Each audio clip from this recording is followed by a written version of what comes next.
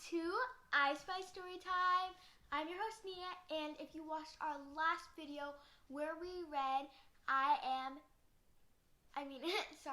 The Cat in the Hat, then you guys will know that today we're going to be reading Rosie, Revere, Engineer. Now before we start, the item I want you guys to be looking for is some colored pencils. Don't worry, it's all on the same page, so it's not scattered all throughout the book. Are you ready? Let's get started. Rosie, Revere, Engineer by Andrea Beaty, illustrated by David Roberts. Rosie, Revere, Engineer. This is the story of Rosie Revere, who dreamed of becoming a great engineer in Leela Greer's classroom at Blue River Creek. Young Rose sat shyly, not daring to speak. Which do you think Rosie is? And you guys said that this one is Rosie. You're correct. She's sitting and she's not saying anything while everyone else has their mouth open. But when no one saw her, she peeked in the trash for treasures to add to her engineer stash. And late at night, Rosie rolled up her sleeves and built in her hideaway under the eaves.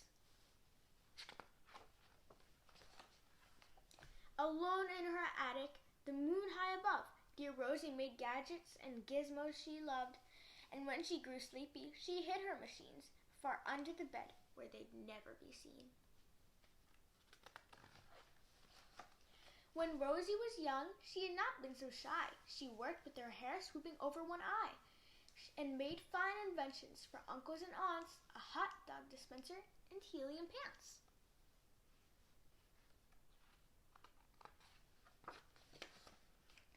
Uncle she loved the most was Zookeeper Fred. She made him a hat to keep snakes off his head, from parts of a fan and some cheddar cheese spray, which everyone knows keeps the pythons away. And when it was finished, young Rosie was proud, but Fred slapped his knee and she chuckled out loud.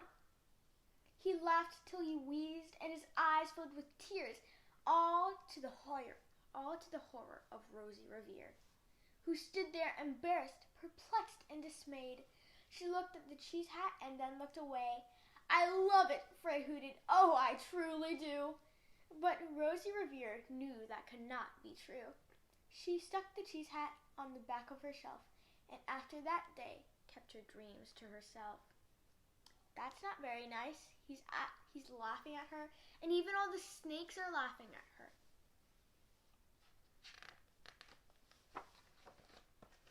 And that's how it went, until one autumn day, her oldest relation showed up for a stay. Her great-great-aunt Rose was a true dynamo, who worked building airplanes a long time ago. She told Rosie tales of the things she had done, and goals she had checked off her list one by one.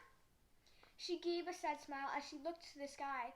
"The only thrill left on my list is to fly, but time never lingers as long as it seems. I'll chalk that one up on an old lady's dreams." What do you guys think Rosie's going to do for her aunt? Do you think that she'll help her great aunt figure out how to fly? Let's read on.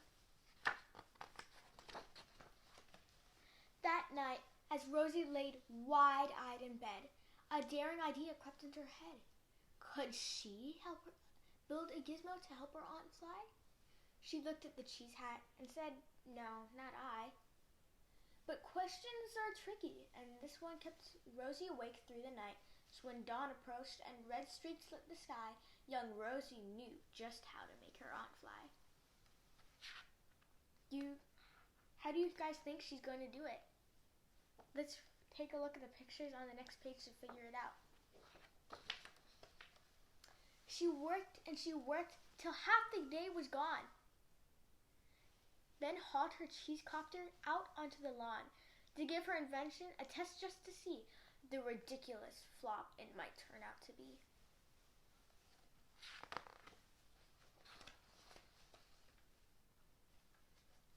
Strapped into the cockpit, she flipped on the switch. The Hello Cheese copter sputtered and twitched. It floated a moment and whirled round and round, then froze for a heartbeat and crashed to the ground. Then Rosie heard laughter and turned round to see the old woman laughing and slapping her knee. She laughed till she wheezed and her eyes filled with tears, all to the horror of Rosie Revere, who thought, oh no, never,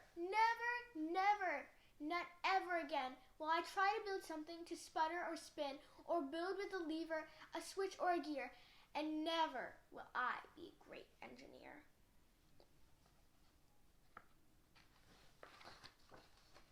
She turned round to leave, but then Great-Great-Aunt Rose grabbed hold of young Rosie and pulled her in close, and hugged her and kissed her, and started to cry. You did it! Hooray! It's the perfect first try. This great flop is over. It's time for the next. Young Rosie was baffled, embarrassed, perplexed. I failed, said dear Rosie. It's just made of trash. Didn't you see? The cheese copter crashed. Yes, said her great-aunt. It crashed. That is true. But first it did just what it needed to do. Before it crashed, Rosie, before that, it flew.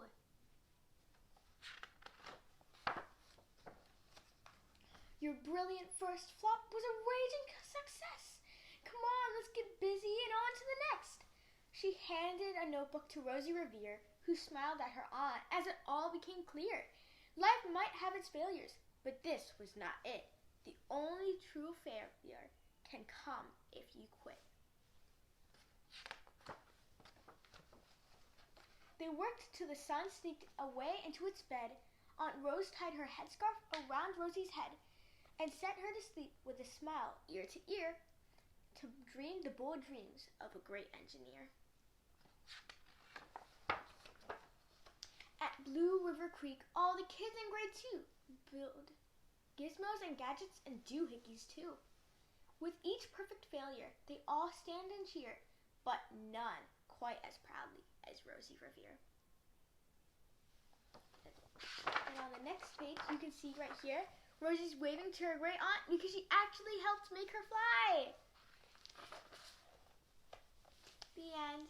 So that was Rosie Revere, Engineer by Andrea Beaty, illustrated by David Roberts. I really hope you guys enjoyed this book. Another book in this series made by the same author and illustrator is Iggy Peck, Architect. So I hope you guys enjoyed this book because we might end up reading Iggy Peck, Architect. So thank you for listening in. Now before we go, did you guys find the colored pencils?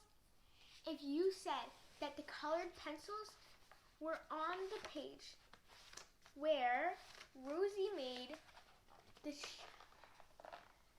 cheese hat to keep the pythons away from her Uncle Fred, then you were correct. It's right here. Thank you guys so much for listening, and I hope you enjoyed this book, and next time we're going to be reading Narwhal, Unicorn of the Sea by Ben Clanton.